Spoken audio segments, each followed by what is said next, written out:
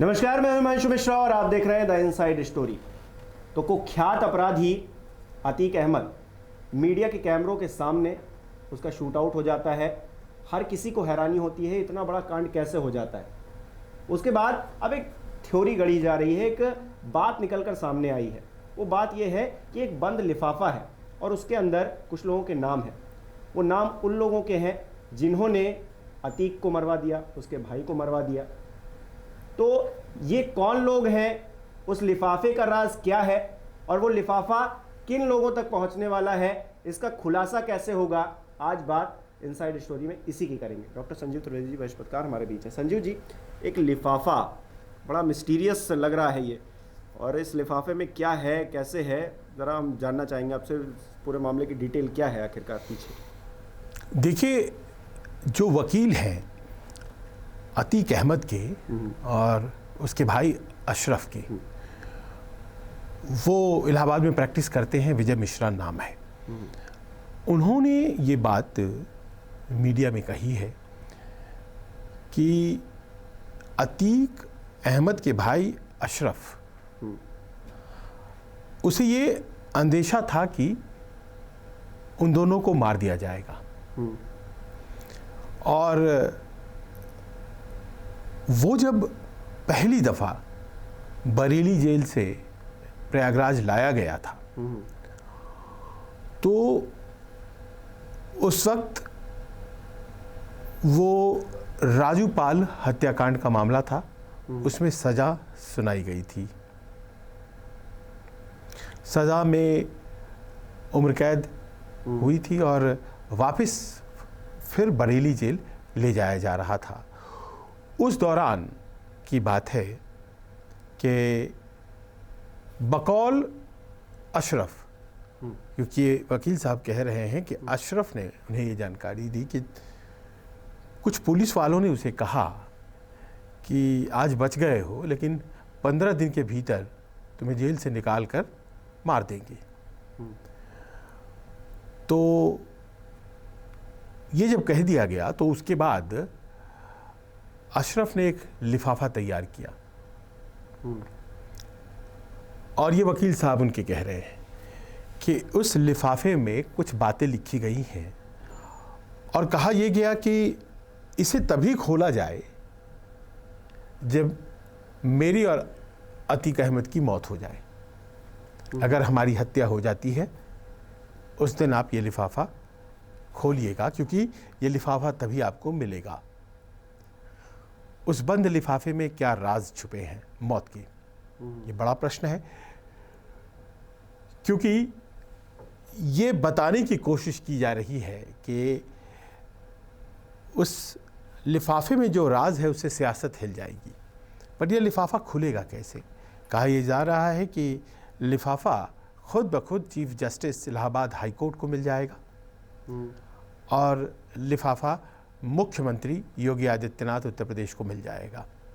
यानी कि कोई ऐसा व्यक्ति जिसके पास ये लिफाफा है वो प्रेषित कर देगा, भेज देगा इन दोनों हस्तियों को, और उसके बाद जब वो लिफाफा खोलेंगे तो उन्हें मौत का राज, और जिस तरह से ये शूट आउट हुआ है उसका राज खुद ब खुद उनके सामने खुल जाएगा। अब जब से ये खबर आई है हड़कंप मच गया है।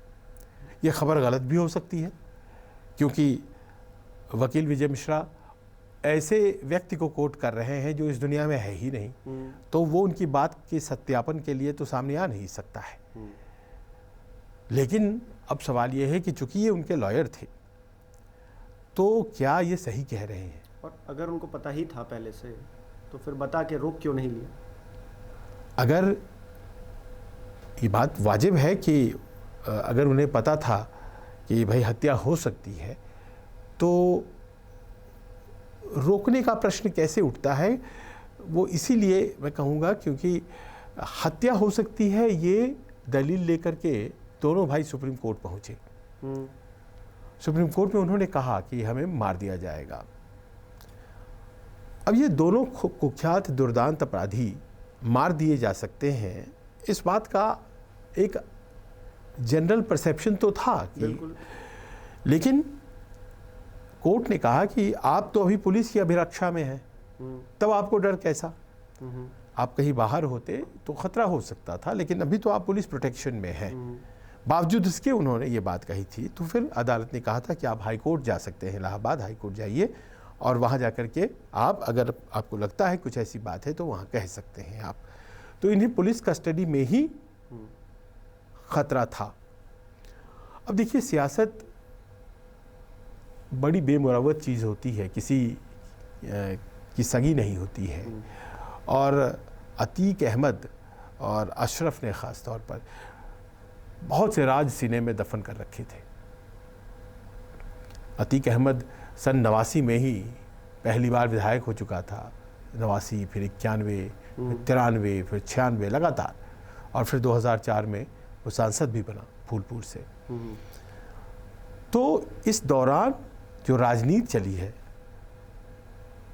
उत्तर प्रदेश में, वो उसका साक्षी भी रहा है और उसमें वो मुलव्विस भी रहा है ऊपर नीचे की बातों में, और इसीलिए उसने हज़ारों की अकूत संपत्ति बनाई थी, लोगों से छीन झपट, हत्या, लूटमार के ज़रिए। 100 से ज़्यादा केसेस दर्ज। और ये बहुत ज़रूरी था हिमांशु कि वो सारी बातें उसी की ज़ुबानी सतह पर आती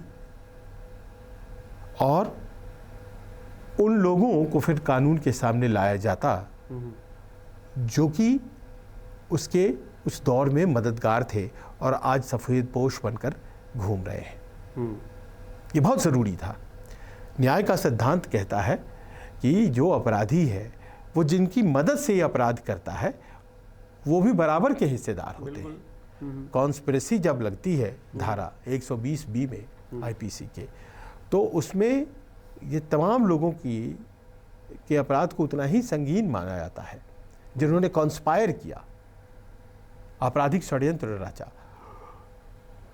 तो कहा यह जाता है कि बहुत से यूपी पुलिस के पुलिस वाले, बहुत से राजनीतिज्ञ, तमाम ऐसे लोग थे जो उस दुर्दांत अपराधी के सहयोगी के तौर पर, उसके अपराध को बढ़ाने में मददगार के तौर पर सक्रिय रहे थे और जिन्होंने एक एक कर अपने आप को उससे अलग किया जैसे उसके बुरे दिन आते चले गए।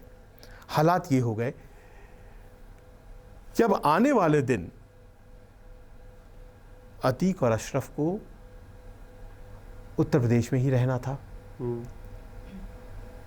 पुलिस कस्टडी दी जा चुकी थी, रिमांड पर पुलिस ने उसे ले रखा था और आज 17 तारीख है, आज ही उसकी रिमांड ख़त्म हो रही थी। इसके बाद फिर से रिमांड मिल जाती और ऐसे में जबकि पुलिस रिमांड में सवाल जवाब होते हैं, तमाम तरह के सवाल जवाब किए जाते और उसमें तमाम तरह के नाम सामने आते।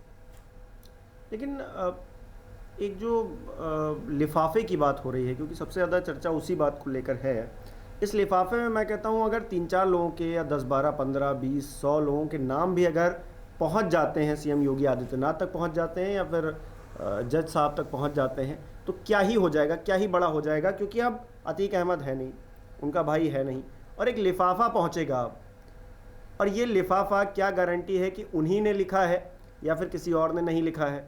और क्योंकि खुद अगर कोई व्यक्ति अपनी बात को रखे तो समझ में आता है, एक लिफाफा पहुँचेगा उनकी मौत के बाद, वकील साहब कह रहे हैं उनकी मौत के बाद खुद ही पहुँच जाएगा। अब वो कौन पहुँचाएगा, उसमें क्या ऐड ऑन करेगा या नहीं करेगा, ये बड़ी मतलब मिस्टीरियस चीज़ें हैं। ये विश्वास होने नहीं दे रही हैं कि उस लिफाफे में जो लिखा होगा वो सच ही होगा या फिर उन्हीं लोगों के नाम होंगे या फिर किस तरह से वो जुड़े होंगे उससे। इस सवाल के जवाब में मैं आपको अतीक अहमद के आखिरी शब्दों की तरफ ले चलता हूं। पत्रकार उनसे पूछ रहे हैं, हाँ भाई आप जनाजे में नहीं जा पाए, तो उसने जवाब दिया कि नहीं ले गए तो नहीं गए। हाँ। उसके बाद बात को आगे बढ़ाते हुए उसने एक और लाइन कही जो लोगों की तवज्जो नहीं पा पाया है। उसने कहा, मेन बात यह है कि गुड्डू मुस्लिम और उस पर गोली चल गई। उसके भाई ने इस शब्द का इस्तेमाल ये शब्द का इस्तेमाल किया। मेन बात ये है कि गुड्डू मुस्लिम और इतना कहना था कि गोली चली। अब ये जो पात्र है जो उस वीडियो में जिसमें उमेश पाल मारे गए थे, वो व्यक्ति गुड्डू मुस्लिम जैसे बम चला रहा है, बमबाज गुड्डू मुस्लिम, बड़ा ही अजीब लोगों को देखकर लग रहा था कि इतने आराम से वो बम बरसाता चला जा रहा है। एक बड़ा ही खतरनाक दुर्दांत अपराधी आज तक पुलिस की गिरफ्त में आया नहीं है। क्या बात है, कौन सी बात गुड्डू मुस्लिम के बारे में अतीक अहमद और अशरफ कहना चाह रहे थे? क्या कोई ऐसी बात मीडिया के सामने उस दिन अशरफ रख देना चाहता था जिसे सामने नहीं आने देने में कुछ लोगों का हित था? गुड्डू मुस्लिम के बारे में, गुड्डू मुस्लिम ही क्यों ऐसा है जिसका सुराग आज तक नहीं लग पाया है? लेकिन वो सफ़ेद पोश तो नहीं है। लेकिन क्या वो जानकार है? क्या वो मददगार है? क्या वो कुछ वैसे लोगों के संपर्क में है? राजदार है। वो राजदार तो है ही। वो कुछ ऐसे लोगों के संपर्क में है जिनसे अतीक पहले ही से संपर्क में था। देखिए, ये सवाल इसीलिए उठ रहे हैं क्योंकि जो पहली मौत भी असद की हुई थी, तो उस मौत में भी 2-3 सवाल रह गए थे कि एनकाउंटर है कि नहीं, और बाकी लोगों ने माना इस बात को कि एनकाउंटर इन लोगों का क्या, ये तो खुद ही हत्यारा है, गोली चला रहा था। तो अगर इसका लिए कानून नहीं, इसके लिए प्रश्न नहीं है कानून, तो फिर इसके खुद के लिए क्यों होगा? क्योंकि उसमें तो एक बड़ा स्पष्ट था कि कोई अपराधी बिना हेलमेट के कैसे घूम सकता है। वो तो जानबूझकर हेलमेट लगाता है। कोई अपराधी बिना नंबर की गाड़ी के नहीं घूमता है क्योंकि उससे शक उस मोटरसाइकिल पे बढ़ जाती है। तो ये सब चीज़ें तो थी, लेकिन उस पर ध्यान नहीं दिया गया। ब्रॉड डे लाइट में जिस तरह से वो गोलियां चलाता हुआ आ रहा था, तो if you live by the sword you die by the sword. पर उसके पास उतनी जानकारी भी नहीं थी। वो मात्र 19-20 साल का व्यक्ति था जिसका पहला और आखिरी केस वही था जिसमें वो मारा गया। पर इस व्यक्ति के बारे में जिसके बारे में हम लोग बात कर रहे हैं, इसके पास उत्तर प्रदेश की क्राइम कुंडली थी विगत 30-35 वर्षों की, और कई बार ये फ्रंट पे था चेहरा। और इसके पीछे कितने लोग थे, वो कौन लोग थे?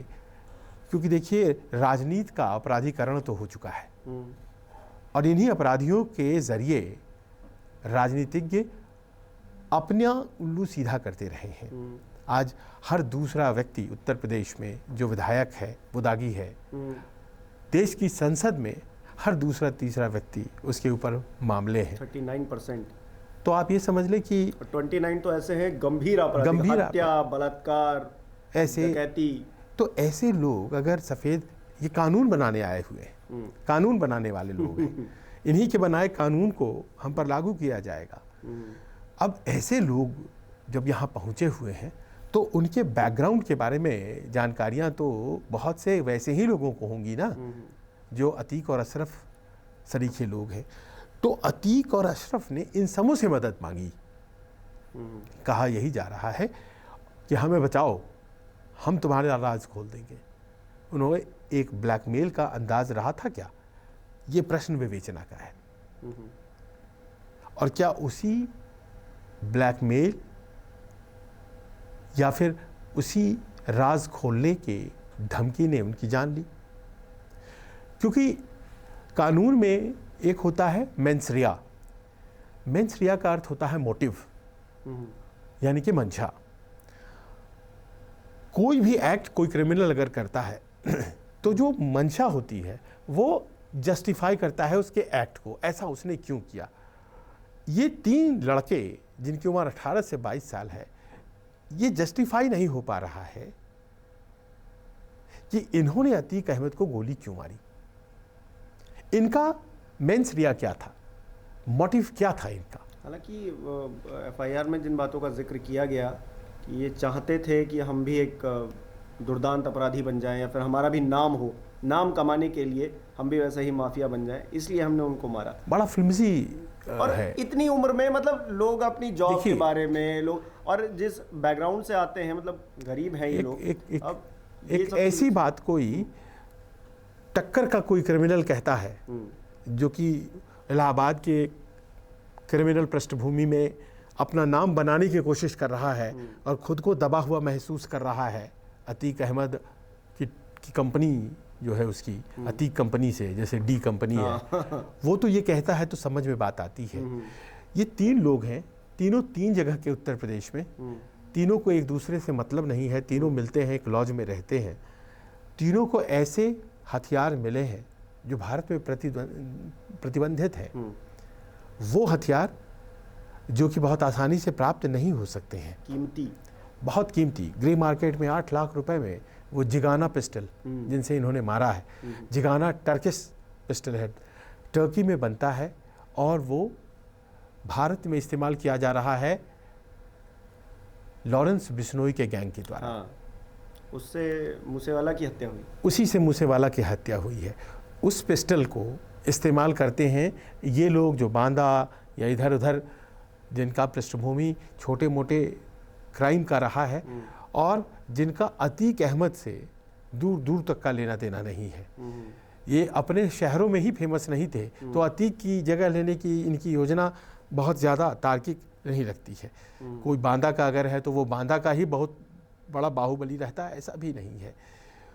इन्हें कुछ नहीं पता था और लोगों को इनके बारे में नहीं पता था। इन्हें क्या पता था अभी तो सामने आएगी बातें, लेकिन लोगों को इनके बारे में कुछ नहीं पता था। अचानक से आते हैं, ये गोलियां चलाने लगते हैं और मैं उस दृश्य को याद करता हूँ। देखिए कि एक होता है कि पुलिस से घिरा हुआ कोई व्यक्ति अगर उसे गोली मारी जा रही है तो 2 गनर कितना खौफ पैदा करते हैं, ये आप उस दिन के वीडियो में देखिए जो उमेश पाल वाला वीडियो है। लोग गोलियां चला रहे हैं और पीछे हट रहे हैं, आगे बढ़ रहे हैं, पीछे हट रहे हैं, डर डर के गोली चलाई जा रही है। उसमें अगर कोई एक बेखौफ दिख रहा है तो वो गुड्डू बमबाज है जो घुस करके बम फेंकता चला जा रहा है। बाकी जितने भी लोग हैं वो गोली चला रहे हैं और पीछे हट रहे हैं। मात्र 2 गनर, एक तो दिखे भी नहीं उसमें पूरे प्रोसेस में, एक गनर जो कि उतर कर दरवाज़ा खोलते हैं, उनके डर से ये 6-7 लोग इतने खौफजदा हैं कि डर डर के गोली चला रहे हैं। जहाँ 20-22 पुलिस वाले अत्याधुनिक हथियारों के साथ मौजूद उस मेडिकल कॉलेज में जहाँ से अतीक और अशरफ को बाहर लाया जा रहा था, वहाँ पर वो बेखौफ चलाए जा रहे हैं। कोई पीछे से आके सर में गोली लग जाएगी, किसी कोई हमें यहीं मार देगा, ये 18 पुलिस वाले सब आर्म्ड हैं, उन्हें कोई डर नहीं है। बाकायदा मारते हैं और फिर हाथ खड़ा करते हैं और काम हो जाने के बाद भी दनादन गोलियाँ चल रही हैं। इसका अर्थ यह है कि उनको मैंडेट है कि भाई ख़त्म करके ही तुम्हें आना है, तुम्हारी जान पे कोई खतरा नहीं है। और प्रोफेशनल इस तरह के कि मतलब आप देखिए, एक गोली मारी तो इंसान होता है कि भागने की कोशिश करता है, वो मारते जा रहे हैं तब तक जब तक मर नहीं जा रहा है। और उसके बाद किस तरह से उनको पता है कि अब अगर हथियार हाथ में रहा तो हम पे भी गोली चल सकती है, क्योंकि पुलिस भी, उसके पास भी हथियार है। किस तरह से बड़ी आसानी से सरेंडर कर देने की परिस्थिति जो थी, मतलब वो लगा कि बिल्कुल कोई गोली नहीं चलती है। 18-20 पुलिस वाले हैं, सबों के पास बंदूकें हैं अत्याधुनिक, कोई गोली नहीं चलती है। गोलियां जब चलती हैं, ये स्वाभाविक है कि जब गोलियां चलती हैं तो पुलिस वाले भी दूर हटते हैं, यह हकीकत है।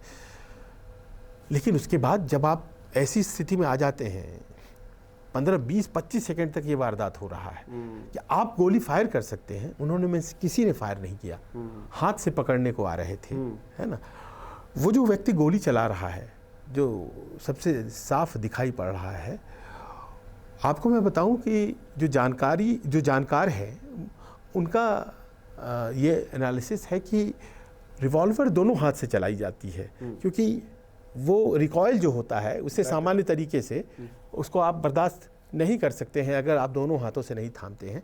पिस्टल सामान्य तौर पर एक हाथ से चला सकते हैं, लेकिन लगातार फायर करने के लिए, जैसे फिल्मों में दिखाते हैं, अमूमन ऐसा होता नहीं है। लगातार फायर करने के लिए हाथ का स्टेडीनेस होता है, और ये वैसा पिस्टल था जिससे 17-18 राउंड लगातार फायर किया जा सकता था। ये जिगाना पिस्टल जो टर्की वाला है, तो तो 18 राउंड वो लगातार फायर करता चला गया, उसने पूरी मैगजीन खाली की है। यानी कि उस हथियार के साथ उसकी प्रैक्टिस हुई है। उस हथियार के साथ उसने बाकायदा, उसको ऐसा नहीं है कि 1 घंटे पहले उसको हथियार दिया गया था। वो उतना बेशकीमती माना यह जाता है कि क्रिमिनल्स के पास वैसे हथियार होते नहीं हैं, सामान्य क्रिमिनल्स के पास। ये तो अति साधारण से लग रहे थे और उस पर उसकी इतनी प्रैक्टिस अच्छी थी कि वो सारी गोलियां निशाने पर चला रहा है। तो इसका अर्थ ये है कि ये 3 ही नहीं है, कोई चौथा है। वो चौथा कौन है, उसके लिए 2 कमेटी गठित हो गई है पुलिस की। एक कमेटी जो देखेगी कि कैसे घटना हुई है और उस कमेटी को दिशा निर्देश देती रहेगी। एक दूसरी कमेटी बनाई गई है, additional director general Bhanu Bhaskar उस दूसरी वाली कमेटी को हेड करेंगे। और इसके अलावा एक जुडिशल कमेटी है, उसे भी रिपोर्ट देनी है। और ये तमाम बातें, मुझे लगता है कि ये लिफाफे की बात भी उनके सामने आएगी। और इन सारी चीज़ों को दिशा देगा ये लिफाफा, क्योंकि लिफाफे से ही शुरू किया था हमने। तो ये अब वो लिफाफा आखिर मुख्यमंत्री आदित्यनाथ को भी एड्रेस किया गया है। मुख्यमंत्री आदित्यनाथ, जो कि इस मामले में कहा यही जा रहा था कि उन्होंने कहा था कि हम माफिया को मिट्टी में मिला देंगे। फिर क्या वजह थी कि इस व्यक्ति ने उन्हीं को खत लिखा है? क्या यानी कि अतीक को भी लग रहा है या फिर उसके भाई को भी लग रहा था कि उन लोगों का नाम आना चाहिए और मुख्यमंत्री के सामने अगर हम रखेंगे ये बात तो शायद आएगा। उनको भी पता चले कि दरअसल अगर हम इतने दुर्दांत हुए, खूंखार हुए, तो और कौन कौन है, तो हमारे पीछे कौन है और क्या वो आसपास अभी भी हैं, क्या वो इसी यूनिवर्स में विचरण कर रहे हैं। क्योंकि अगर उन्हें वो एड्रेस कर रहा है तो उससे बम्प ऑफ करने वाले, उसे मार देने वाले लोग बीच में कहीं पर हैं, ये शक उसे हो गया था। और इसीलिए उसने chief justice Allahabad high court और उनको एड्रेस किया। अगर हम वकील की बात को मानते हैं तो अब वकील हैं, वो अपनी बात के लिए जिम्मेदार हैं। कल को उनसे भी पूछा जा सकता है, लेकिन उन्होंने ये बात कही है और देखना हमें पड़ेगा, इंतज़ार करना पड़ेगा कि वो लिफाफा सचमुच है क्या, या फिर कोई कहानी बनाई जा रही है। कहानी बनाने का उद्देश्य उसी प्रकार यहाँ पर नहीं दिखता है जैसे उन 3 हत्यारों का उद्देश्य साफ नहीं हो रहा है। यानी दाल में कुछ काला तो है, वो काला कितना काला है, किस तरह का काला है, ये देखने वाली बात होगी। जांच पड़ताल चल रही है इस पूरे मामले पर। हमारे दर्शक क्या सोचते हैं, उस लिफाफे में क्या हो सकता है, हमें कमेंट करके बताइए। बहुत बहुत शुक्रिया।